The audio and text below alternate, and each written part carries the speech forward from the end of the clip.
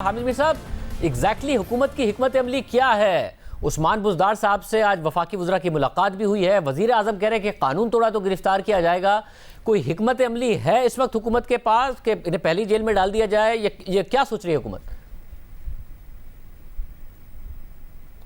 شاذب خانزادہ صاحب دیکھیے، حکومت جو ہے وہ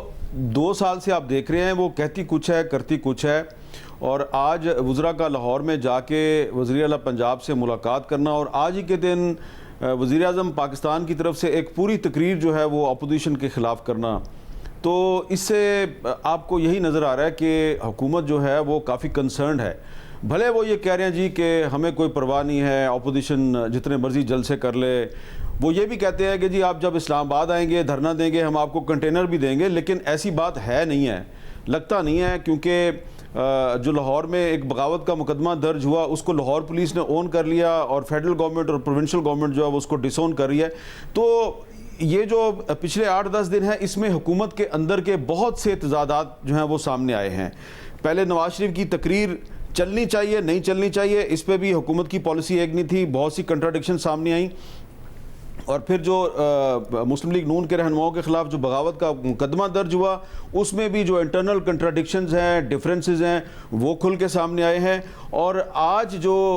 وزراء نے ملاقات کی ہے وزیر اعلیٰ پنجاب سے اور وزیر اعظم کی تقریر ہے، تو فوکس آپ دیکھ لیں تو ابھی اپوزیشن جو ہے اس کے جلسے شروع نہیں ہوئے ہیں اور حکومت نے اس کو پریمپٹ کرنے کی کوشش شروع کر دی ہے، اور آپ دیکھیں گے کہ آنے والے دنوں میں وزیر اعظم صاحب اس طرح کی کچھ مزید تقاریر بھی کرنے والے ہیں، اور ان کے لیے ایونٹس کو ترتیب دیا جا رہا ہے کہ 16 سے پہلے وہ 1-2 ایسی مزید تقاریر بھی کریں گے۔ تو لگتا یہ ہے کہ جب 16 کا جلسہ ہو جائے گا، اور اگر یہ 16 کا جلسہ بڑا ہو گیا تو اس کے بعد مجھے لگتا یہ ہے کہ جو اپوزیشن کی کچھ اہم شخصیات ہیں ان کو گرفتار بھی کیا جا سکتا ہے، اور اس سلسلے میں جو مین کردار ہوگا وہ مسلم لیگ نون کا اور JUI کا ہوگا، اور کوشش کی جائے گی کہ پیپلز پارٹی اور مسلم لیگ نون کے درمیان اختلافات پیدا کیے جائیں، جو کہ کوشش کی جا رہی ہے کافی، لیکن وہ ابھی تک کوشش کامیاب نہیں ہوئی ہے۔ لیکن یہ پاکستان ہے، یہاں کچھ بھی ہو سکتا ہے۔ ویسے مگر اختلاف کیا صرف استعفوں کی ٹائمنگ کی حد تک ہے؟ خواجہ حسین صاحب ایک اشارہ دیتے ہیں، پھر نون لیگ پیپلز پارٹی یہ بھی کہتے ہیں کہ جی استعفوں کا تو آگے جا کے ڈیسائیڈ ہوگا، یا مسئلہ کچھ اور ہے؟ اور کس حد تک اختلاف ہے اس وقت پاکستان پیپلز پارٹی اور نون لیگ میں؟ نہیں دیکھیں، اس میں APC کے اندر کافی ڈیبیٹ ہوئی ہے، اور میں آپ کو بالکل ایک صحافی کے طور پہ میں آپ کے ساتھ شیئر کر سکتا ہوں کہ اس موضوع پر، اس ایشو پہ مسلم لیگ نون کے اندر بھی ایک رائے نہیں ہے۔ جو لوگ کہہ رہے ہیں کہ ہم استعفے دے دیں گے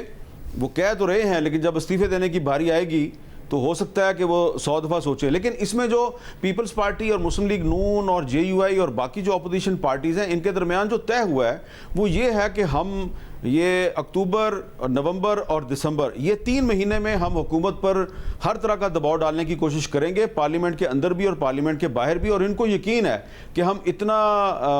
اتنی پبلک کو موبلائز کر دیں گے کہ ہم اپنے مطلوبہ مقاصد جو ہیں وہ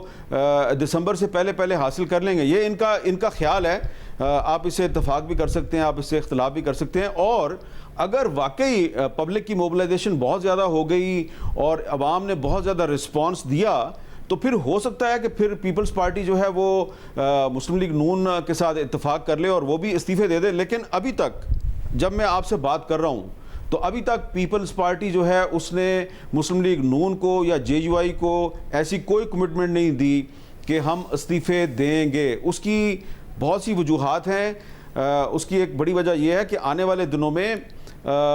نومبر کے مہینے میں گلگت بلتستان میں الیکشن ہونا ہے شاذب خانزادہ صاحب، اور اس گلگت بلتستان کے الیکشن میں پیپلز پارٹی کے امیدوار علیحدہ ہیں، مسلم لیگ نون کے امیدوار علیحدہ ہیں، PTI کے امیدوار علیحدہ ہیں۔ تو جو گلگت بلتستان کا الیکشن ہے یہ بڑا امپورٹنٹ ہے، اس سے اپوزیشن کے اتحاد کو فائدہ بھی ہو سکتا ہے، نقصان بھی ہو سکتا ہے، کیونکہ گلگت بلتستان میں پیپلز پارٹی جو ہے اس کی پوزیشن کافی بہتر ہے، وہاں مسلم لیگ نون کی پوزیشن بھی کافی بہتر ہے، اور PTI جو ہے وہ کوشش کرے گی کہ وہاں پہ الیکشن جیتے۔ تو وہاں پہ اگر اپوزیشن کے ووٹ جو ہے وہ پیپلز پارٹی اور مسلم لیگ نون میں تقسیم ہوتے ہیں تو اس کا فائدہ جو ہے وہ